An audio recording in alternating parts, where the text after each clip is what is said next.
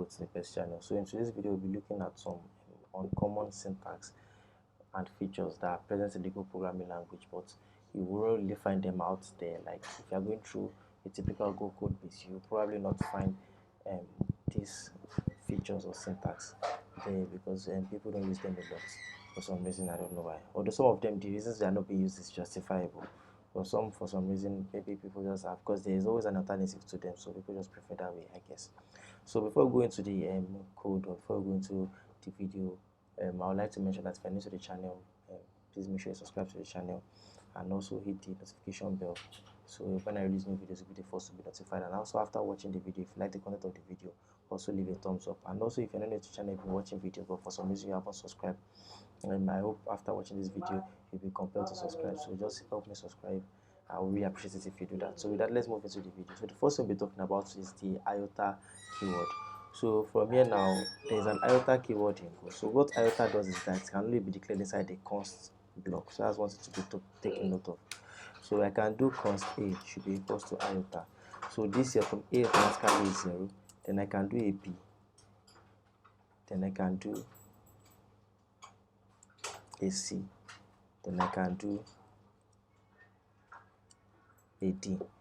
So this here is automatically 1. Then c is automatically 2. Then d is automatically 3. So if I just print out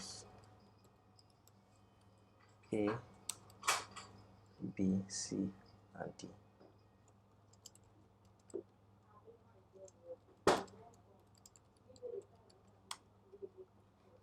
So I'm having 0, 1, 2, 3. So that is basically it. So you might be wondering that what if you want to skip a particular, and if you want to start your IOTA from 1, but you don't start from 0, how do you do that?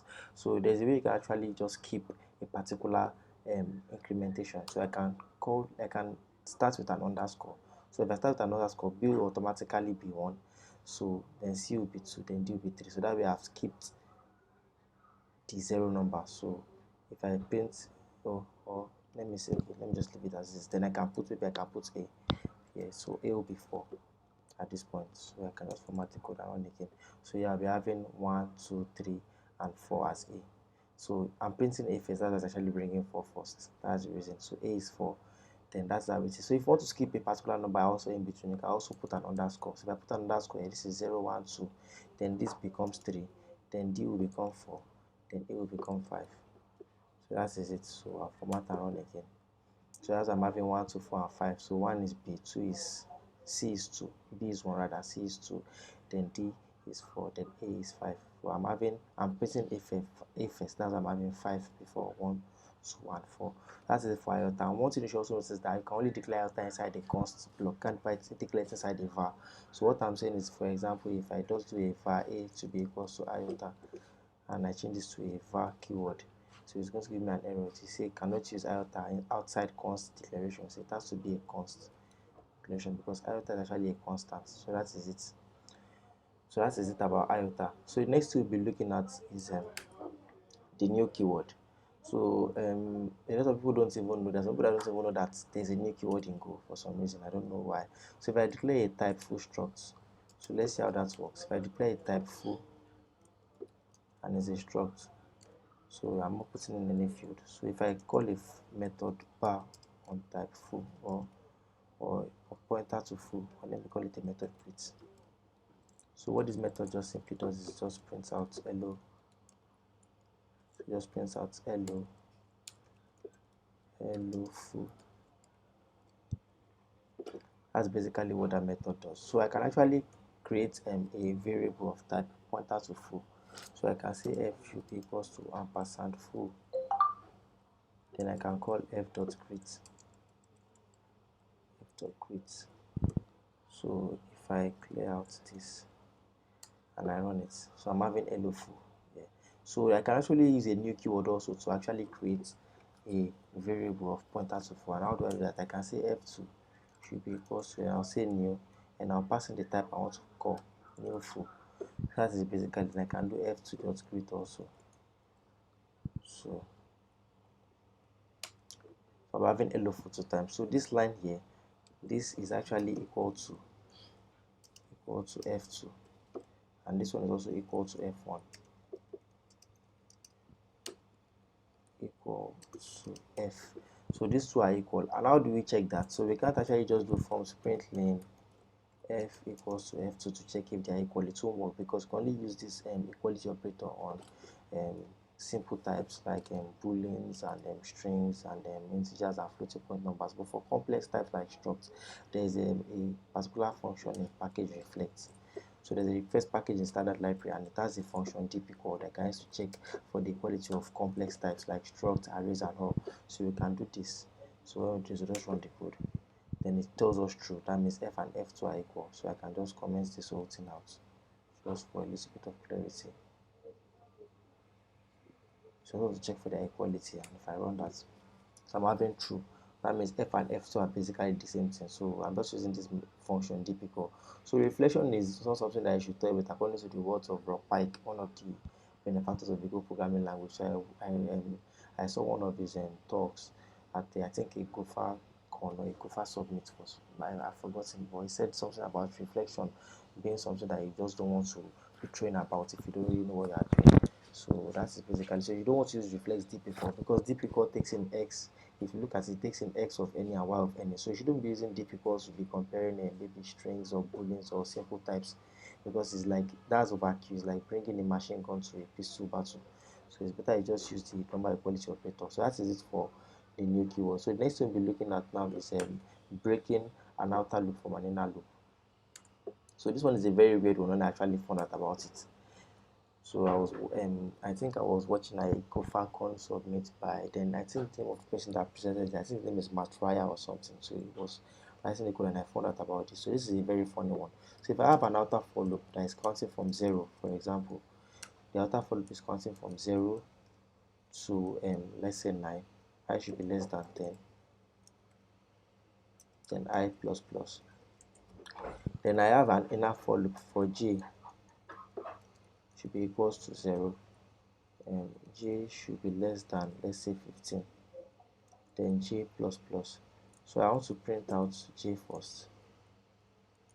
Must print in j, and for some reason if j gets to 8, I actually want to break out of the whole loop, this outer loop, from this inner loop, but there's no way I can access this outer loop because if I call another break, it will only break this inner loop, then this outer loop will run again, and this inner loop will run. So what am I saying? Let me clear out the console and run that. But let me put a little bit of sleep time here. Let me do time sleep. Let me sleep for a millisecond. Yeah, so we'll be able to try the code. So if I do this now, this is printing real fast.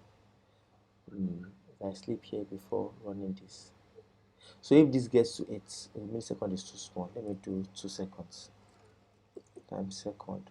Or let me bring that millisecond into this place. What I'll do is I'll bring it into this place. Let me put it before the loop starts running. So we'll also track it. It is still too fast. Let me do times second. So I think it should be slower this way. So it's print 2, 3, 4, 5, 6, 7. After 8, the loop breaks. When it breaks, it should actually stop because I'm trying to break the outer loop, but the inner loop runs again. And the outer loop starts from 0, then it gets to 8 again, then it breaks, then the inner loop runs. So what I'm trying to do is I want to break the outer loop, not the inner loop, because I want the whole program to stop. So how do I do that?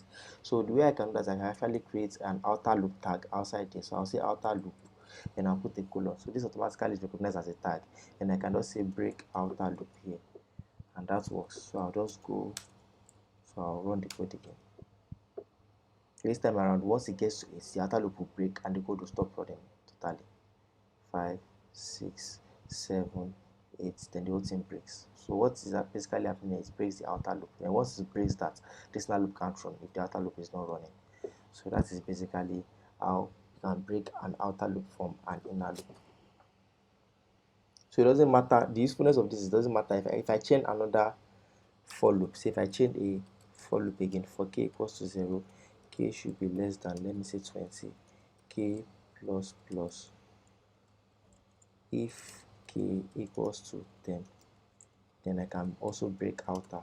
So that is basically the usefulness of this, that if you have like nested for loops up to any particular level, you can always refer back to a particular loop where you can break. So I can actually put an inner tag here also. I can do inner loop here also, inner loop here also. Then I can always break the inner loop. If I want to break this, then I have to take this out, because if I don't use this, the compiler will yell at me. That is basically it. I don't need these two guys. So I can always break the inner loop also at this point also. So it doesn't matter where I actually declare that from. That is basically it. But if I break this inner loop, remember that this outer loop will still run. So the whole thing will still run back. Or you get the logic. So the logic is basically you just give the tag starting from outside. Wherever you want the loop to break, you can give a tag date. You can call a break statement with that tag to break that particular loop on whatever the level the loop is.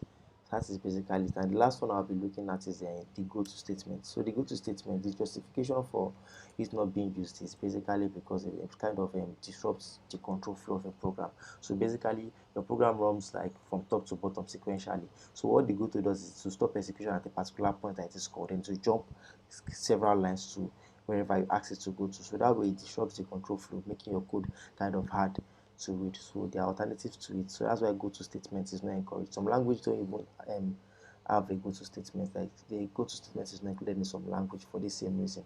So it is generally not a good practice in programming to use a go to statement, because it will really mess up your code, and it might actually cause um, readability to be harder. And you know, one of the main selling points of Go is readability. So high readability, high performance, simplicity, and performance in one language. That is what Go's selling points is. It has to be simple, and it has to be also be performant. So that is what Go basically is selling. So go to statements just kind of conflicts with the simplicity. So it's not actually encouraged. So how do you use go to statements? So it's actually very simple. So if I say I have a for loop, for example, and I'm counting from 0 to, let's say, 20. So for I, or 0 to 19 rather, then I plus plus. So I can actually create a here tag here. It also works with tag also. Then here I can do forms. So what do I want to be here? I can forms penciling. So I can say jumped here. So I can do if I is equals to 10. So I can just simply do go to here. So that is basically it. So the code runs until it gets to 10. When it goes to 10, it will jump. Oh, let me print I out. So it must be I.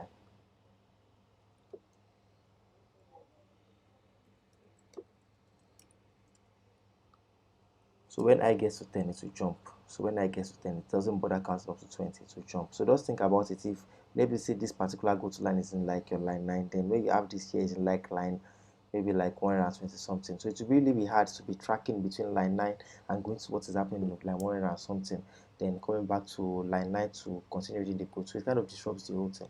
So that's the idea behind go to, and why go to is not actually encouraged.